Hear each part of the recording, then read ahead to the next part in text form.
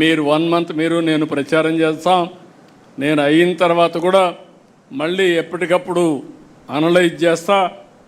Graph పెరుగుతూ ఉందా, graph తగ్గుతుందా, కాన్స్టిట్యున్సీ కానీ వ్యక్తి కానీ రాష్ట్రం కానీ అన్నీ కూడా ఎక్కడికక్కడ దీన్ని అధ్యయనం చేసుకుంటూ మనం ముందుకు పోదాం. నేను ఎన్నికల ముందు ఒకే మాట మీకు చెప్పా, నన్ను డీటెయిల్స్ అడగద్దండి, సరైన నిర్ణయం తీసుకుంటాను ఆ రోజు చెప్పా.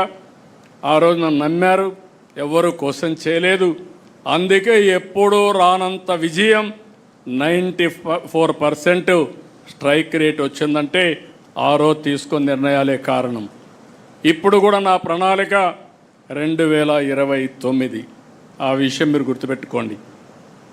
1 ఇయర్ అయింది.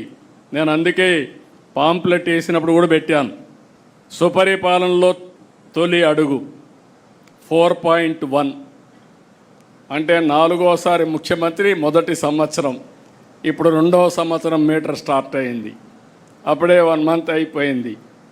I'm calculating month, day, hour and year.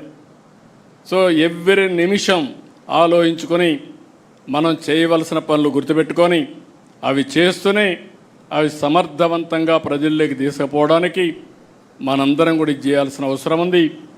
కార్యకర్తల్లో ఉత్తేజాన్ని తేవాలి. అది కూడా మళ్ళీ నేను మాట్లాడినప్పుడు చెప్తాను. అదే సమయంలో ప్రజలకు అందుబాటులో ఉండాలి. 2 కూడా బ్యాలెన్స్ చేసుకొని ముందుకు పోవాల్సి కోరుకుంటూ ఈ కార్యక్రమానికి వచ్చిన మిమ్మల్ని మళ్ళీ ఒకసారి చెప్తున్నా, ఆషామాషిగా తీసుకోవద్దండి, సీరియస్గా తీసుకోండి. అయితే ఇది నాటి మరీ ఇది కూడా కాదు. నేను అందుకే పదే చెప్తున్నా, ఈ మధ్య హార్డ్ వర్క్ కాదు కావాల్సింది, స్మార్ట్ వర్క్. పార్టీలు కూడా కావాల్సిన స్మార్ట్ వర్క్ కావాలి. ఆ టెక్నిక్స్, ఆ స్కిల్స్ మీకు వస్తే చాలా ఈజీగా ఉంటుంది, సులభంగా ఉంటుంది. రెండవది, ఎంజాయ్ చేసే అవకాశం కూడా వస్తుంది. ఎప్పుడు కూడా ఫెటిక్ వస్తుందంటే కారణం ఇష్టం లేకుండా పనిచేస్తే. ఇష్టం లేకుండా పనిచేస్తే కష్టం అనిపిస్తుంది, ఇష్టంగా పనిచేస్తే ఆనందాన్ని, ఎనర్జీని పెంచుతుంది. ఈ విషయం కూడా మీరు గుర్తుపెట్టుకోవాల్సిందిగా మరొక్కసారి కోరుకుంటూ, ఆ దిశగా సుపరిపాలనలో తొలి అడుగు గ్రాండ్ సక్సెస్ అయ్యేట్టుగా 30 days. ఇంకొక పని లేదు, no exemption, no permissions, no టానా, నో ఆట.